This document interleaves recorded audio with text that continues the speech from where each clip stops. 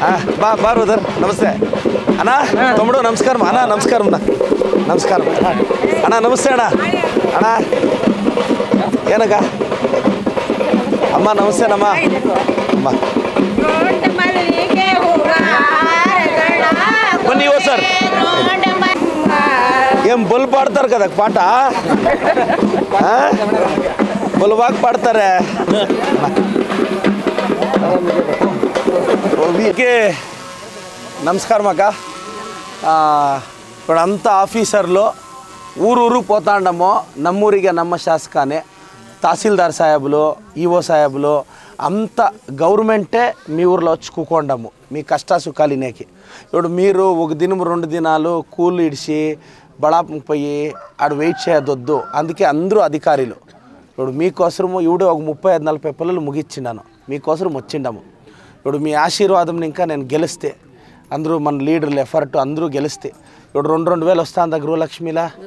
బస్సుల్లో ఛార్జ్ లేదా భీమిస్తాండమా అంతా పేదోళ్ళకి ఇప్పుడు పేదోళ్ళకి అనుకూలమవుతుంది మీకేమన్నా రేషన్ కార్డు పెన్షన్ రోడ్లదో ఏమన్నా ప్రాబ్లం ఉంటే చెప్తే నేను మీకు అనుకూలం చేసి ఇస్తాను ఓల్డ్ ఏజ్ పెన్షన్ ఎవరికన్నా వస్తుంది ఎవరికన్నా ప్రాబ్లం ఉందమ్మా ఎంతమ్మా వయసు 60,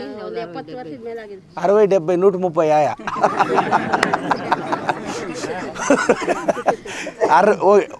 ಸರ್ ಯಾರು ಪೆನ್ಷನ್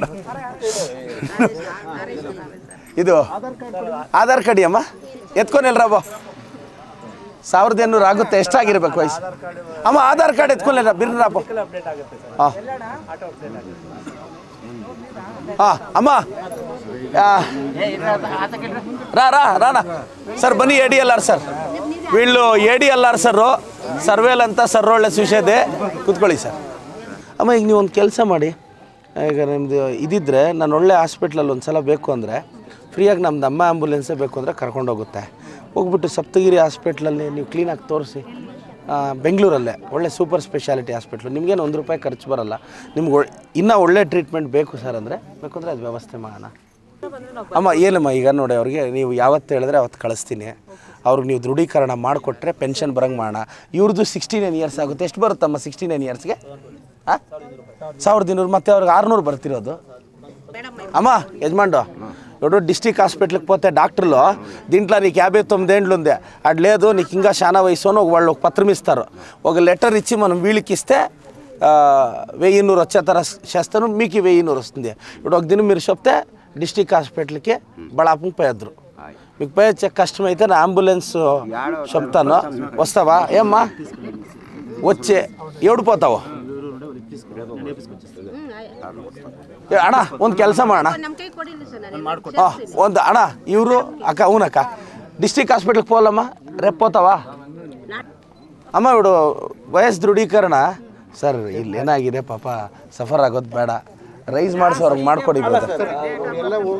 ಅಮ್ಮ ಮೂರು ಅಕ್ಕ ನೀ ಬೇರೆ ಮಕ್ಕ అవునా అవునే అమ్మ ನೋಟ್ చేసుకుంటాను ఉండండి ಸರ್ ಇದು ನಮ್ಮ ನೋಟ್ ಮಾಡ್ತಾರೋ ಯಾರಿದ್ದಾರೆ ಯಾರು ನೋಟ್ಸ್ ಮಾಡ್ತಿದ್ದಾರೆ ಅಮ್ಮ ದಯವಿಟ್ಟು ಏನು ಮಾಡೋ ನೀ ಪೇರು ಫೋನ್ ನಂಬರು ನೀ ಪೇರು ಫೋನ್ ನಂಬರು ನೀ ಪೇರು ಲಕ್ಷ್ಮಪ್ಪ ಅಂತ ನೋಟ್ ಮಾಡ್ಕೊಳ್ರಮ್ಮ ಅಮ್ಮ ತಿರ್ಗಕ್ಕ ಬೇರೆ ಅಮ್ಮ 75 75 ಬರ್ತಾ ಇದೆ 45 ಇಯರ್ಸ್ ತೋರಿಸ್ತಾ ಇದೆ ಸರ್ ಎಂತ ವಯಸ್ಸಿನಿಗೆ ವಯಸ್ಸೆಂತ నీకెంత యజమాని 70 నీకు పెండ్లైన వాడు ఎన్నేళ్ళక ఎన్నేళ్ళు పెండ్లే అవుతాడు 17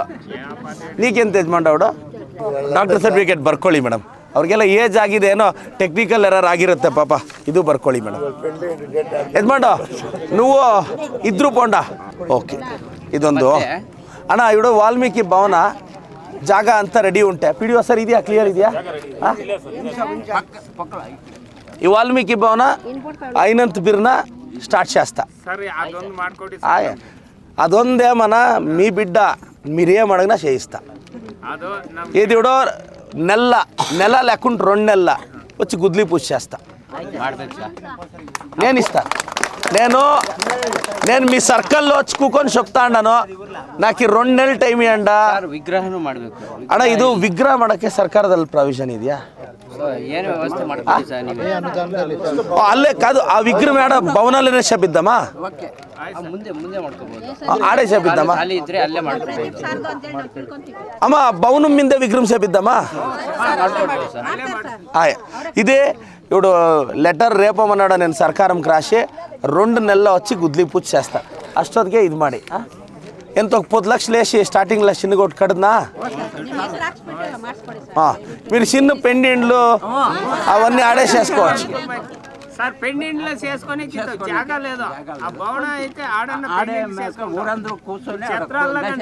నేను 2 నెలలు అడిగిండాను, అంతకు ముందే వచ్చి గుద్లి పూజ స్టార్ట్ చేస్తాను. ఇది ఒకటి అవుతుంది. ಮತ್ತೆ ಸರ್ ಇದು